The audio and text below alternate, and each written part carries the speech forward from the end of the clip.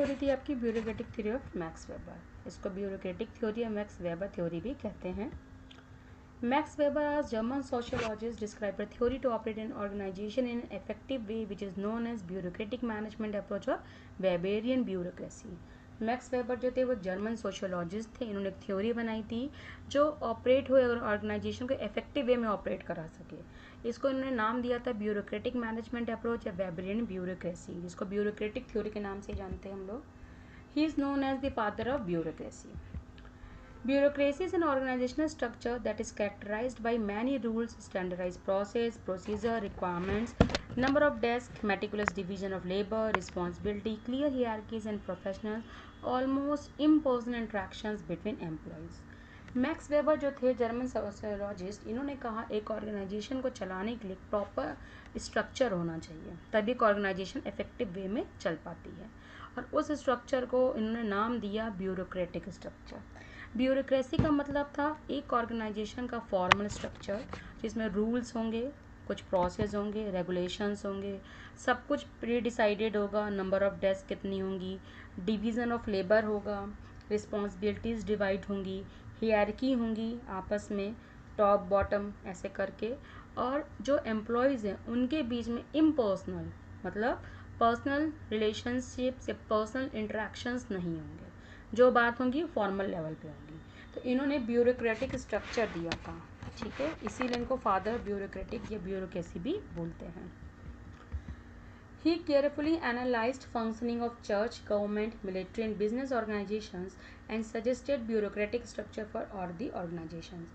इन्होंने carefully analyse किया था चर्च को, गवर्नमेंट को, मिलिट्री, बिजनेस ऑर्गेनाइजेशंस को, और तब इन्होंने ब्यूरोक्रेटिक स्ट्रक्चर को सजेस्ट किया था।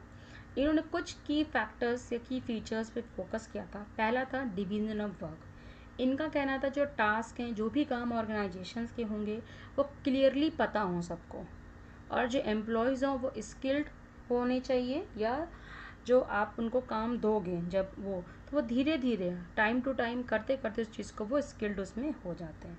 तो पहला जो इम्पॉर्टेंट होना चाहिए टास्क इन्होंने फीचर दिया था, that is division of work, कि काम को डिवाइड करना पड़ेगा हमें।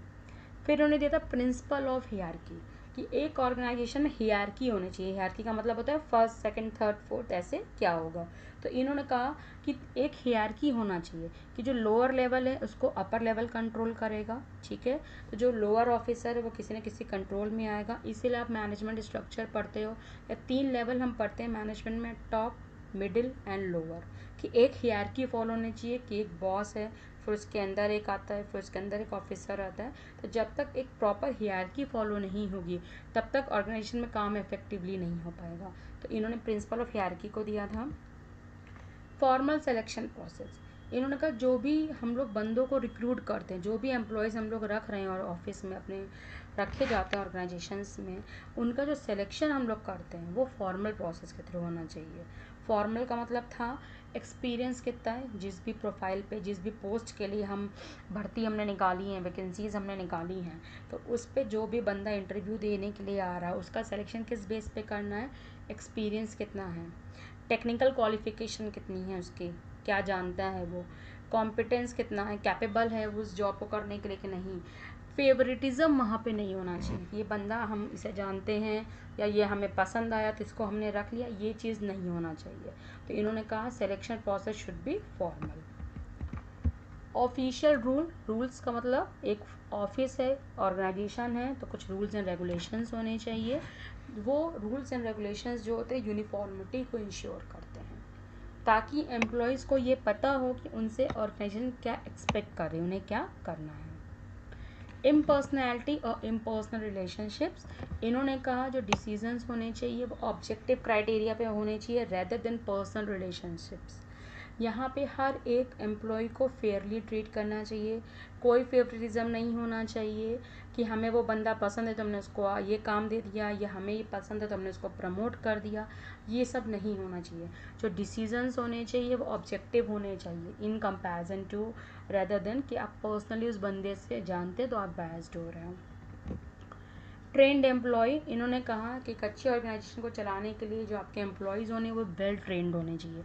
तो जो भी नेसेसरी स्किल्स ज़रूरी हों, जो भी नॉलेज ज़रूरी हो प्रॉपर फंक्शनिंग के लिए ऑर्गेनाइजेशन की, वो सारी ट्रेनिंग एम्प्लॉयज़ को देनी चाहिए। ऑफिशियल रिकॉर्ड्स, इन्होंने कहा सब कुछ एक ऑर्गेनाइजेशन में रिटन फॉर्म में होना चाहिए, वर्बल नहीं होना चाहिए।